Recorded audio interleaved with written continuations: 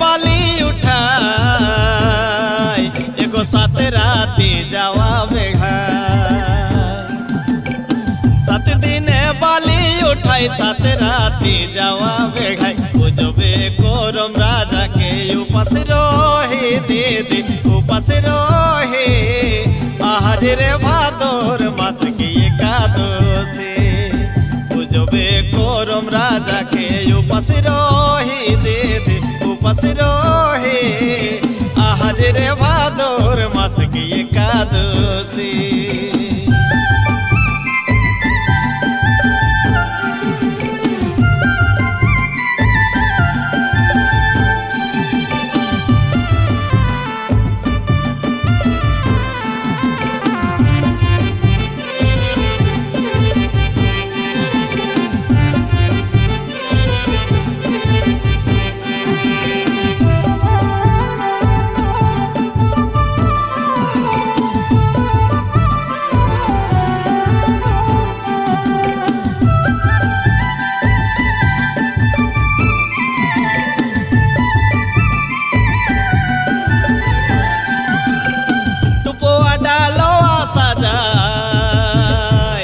एगो करम राजा के देवे चढ़ा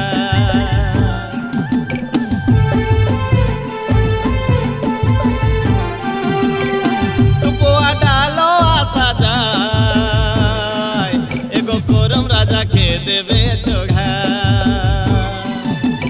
मांगोबे आशीष छोआ पुतक लागी छोआ पुतक लागी आज रे भादर मास की एकादशी मांगोबे आशीष छोआ पुतक लागी छोआ पुतक लागी आज रे भादर मास की एकादशी एगो आज रे भादर मास की एकादशी।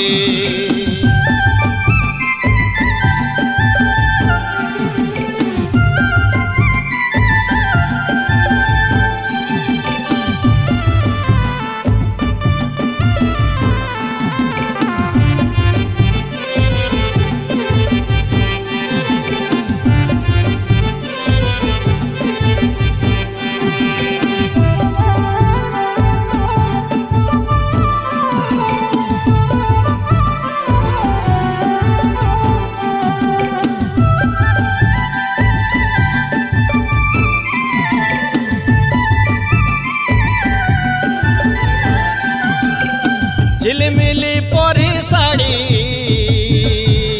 और सीते सिंदूर हाथे चूड़ी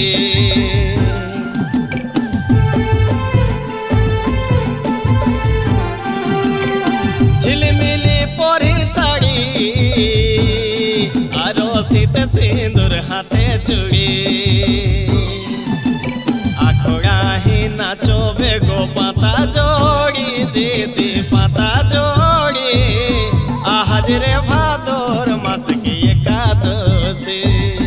आखोड़ा ही नाचो बेगो पाता जोड़ी दीदी पाता जोड़ी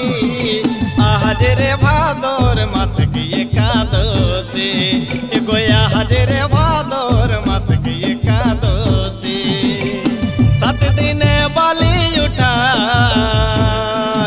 एगो 7 राती जावा बेघा 7 दिने बाली उठाई 7 राती जावा बेघाई पूजबे करम राजा के उपास रही दीदी उपास रहे